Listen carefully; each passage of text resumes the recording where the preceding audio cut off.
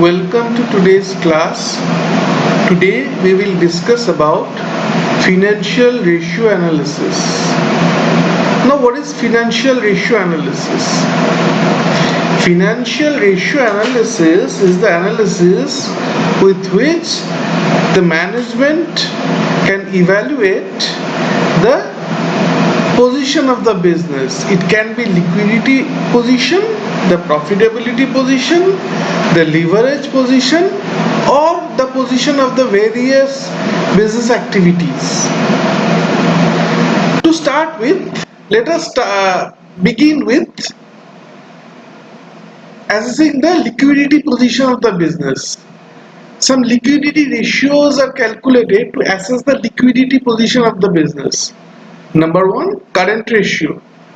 That is, it is calculated by dividing the current assets by the current liabilities. So current ratio equals to current assets divided by current liabilities. Number two is quick ratio. That is, current assets minus inventory divided by current liabilities minus bank overdraft. Again, absolute liquidity ratio, which is equal to cash plus bank plus marketable securities total divided by current liabilities minus bank overdraft. So these are the liquidity ratios. Now, to assess the profitability position of the business, first one is gross profit ratio. It is gross profit divided by net sales, or if it is expressed as a percentage, gross profit divided by net sales multiplied by 100. Again, net profit ratio equals to profit after tax divided by net sales. If it is expressed as a percentage, then multiplied by 100. Next, interest coverage ratio. That is earnings before interest and tax divided by fixed interest and charges. PAT, or profit after tax divided by EBIT, earnings before interest and tax ratio. PAT divided by EBIT ratio equals to PAT, profit after tax, divided by EBIT, that is earnings before interest and tax. Number 5, return on investments before tax equals to earnings before interest and tax divided by net assets or capital employed. Next, return on investments after tax equals to earnings before interest and tax multiplied by 1 minus tax rate divided by net assets or capital employed. Number 7, return on equity, that is ROE, equals to profit after tax divided by net worth. And this return on equity or ROE can be calculated by multiplying various ratios. That is, ROE equals to net sales divided by net assets or capital employed multiplied by EBIT divided by sales multiplied by PAT divided by EBIT multiplied by net assets divided by net worth. So from all these ratios, if we multiplied all these ratios, these all cancels out and profit after tax and net worth remains. That is, return on equity equals to profit after tax divided by net worth. Now, earnings per share, EPS, equals to profit after tax divided by number of shares. Dividend per share, DPS, equals to dividend distributed divided by number of shares. Now, payout ratio, what is the payout ratio? Equals to dividend per share divided by earnings per share. That is, how much of earnings is distributed as dividend. Next is price earnings ratio, which is equal to market price of each share divided by earnings per share. Number 13, market value to book value ratio equals to market value per share divided by book value per share. Now, for evaluating the business activities, that is activity ratios, number 1 is inventory turnover ratio. It is calculated as cost of goods sold divided by average inventory. Or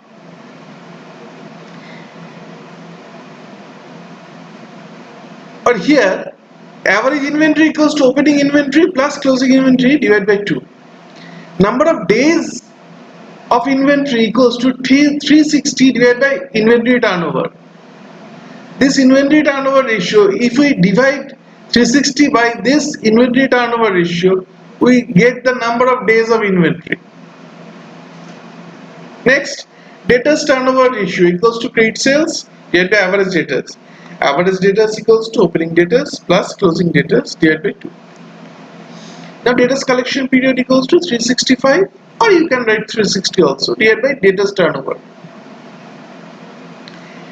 Creditors turnover ratio equals to credit purchase divided by average creditors. What is average creditors? Average creditors equals to opening creditors plus closing creditors divided by 2.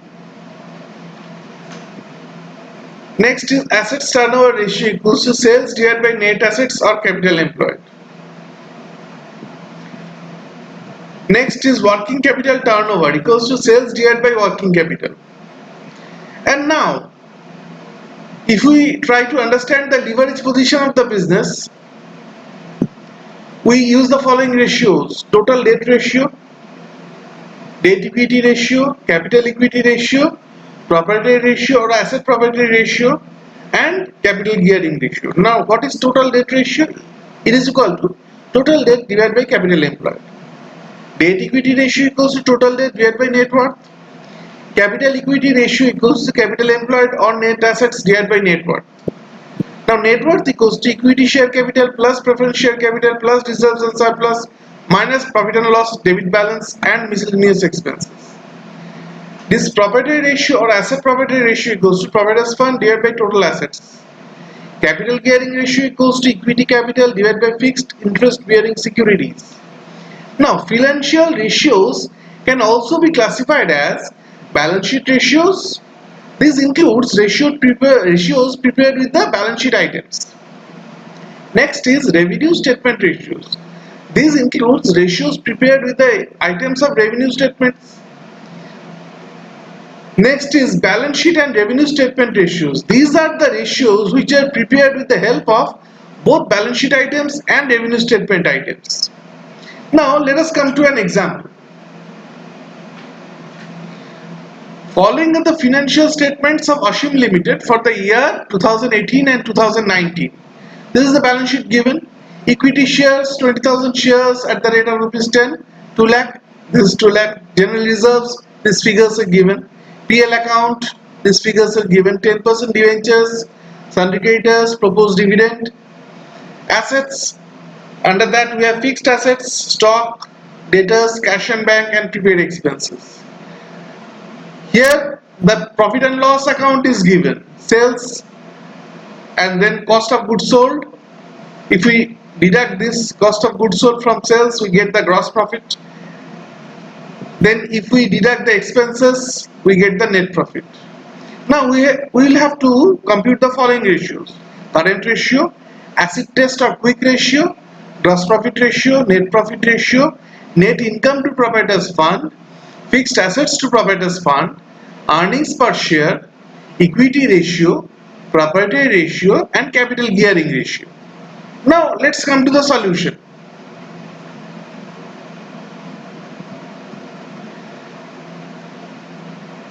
First,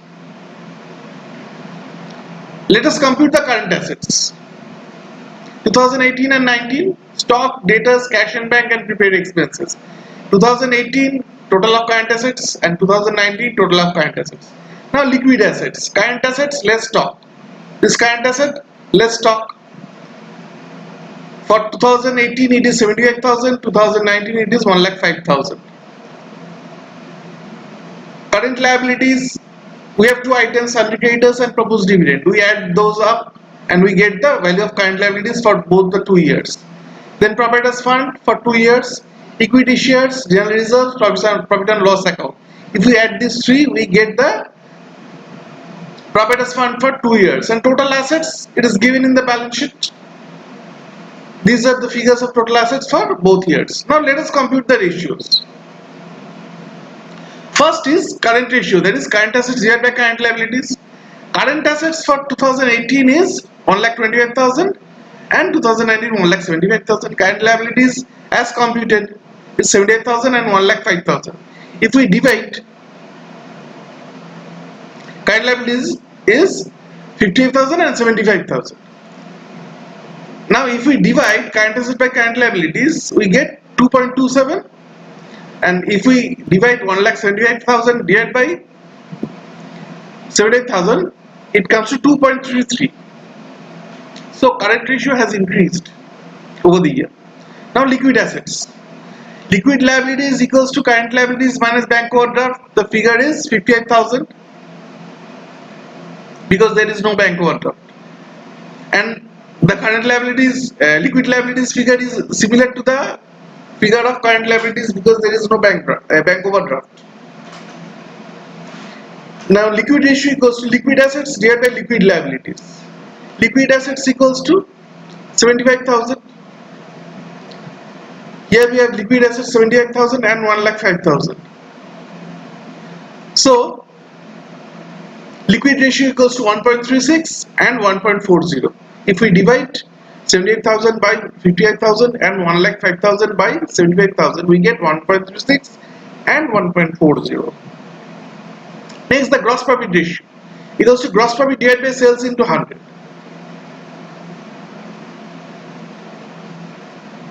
What is the gross profit? Gross profit is given 1 lakh and 1,25,000.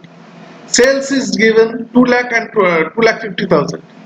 So gross profit ratio equals to 50% and 50%. The gross profit ratio remains the same. Net profit ratio equals to net profit divided by sales. What is the net profit?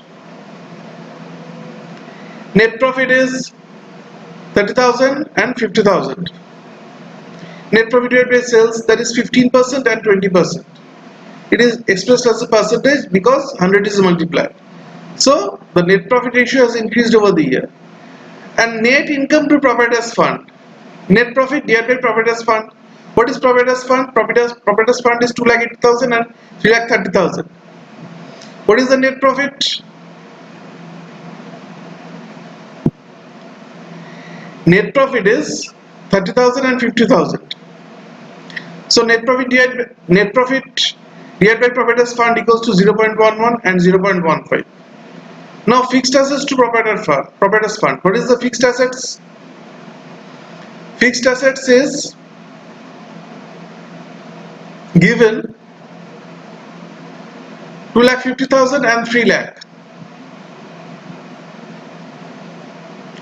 So 2,50,000 divided by proprietors fund, that is 2,80,000 equals to 0.89, and again fixed assets 3 lakh divided by 3,30,000 equals to 0.91.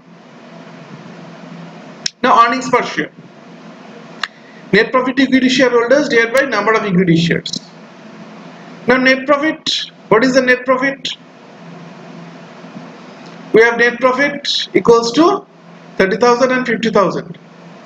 So 30,000 divided by number of equity shares. It is given 20,000 equity shares. So earnings per share 30,000 divided by 20,000 equals to 1.5, and 50,000 divided by 20,000 equals to 2.5. Now equity ratio, net profit divided by equity share capital. What is the net profit? Net profit is 30,000 and 50,000. See here it is given 30,000 and 50,000 net profit. Now equity share capital. What is the equity share capital? 2 lakh and 2 lakh again. So net profit divided by equity share capital for 2018 it is 0.15, for 2019 it is 0.25. Proprietary ratio, proprietors fund divided by total assets. Proprietors fund is 2,80,000, total assets is 3,75,000. Again proprietors fund for 2019 is 3,30,000 and total assets is 4,75,000. So it is 0.75 and 0.69 if we divide proprietors fund by total assets. Then the capital gearing ratio, equity share capital divided by fixed interest bearing securities, that is debentures. Equity share capital is 2 lakh and debentures, what is the value of debentures? Let's get from the balance sheet. It is 40,000 and 70,000. So 2 lakh divided by 40,000 and 2 lakh divided by 70,000. What is the figure we get? 2 lakh divided by 40,000 equals to 5. 2 lakh divided by 70,000 equals to 2.86. So capital gearing ratio has decreased.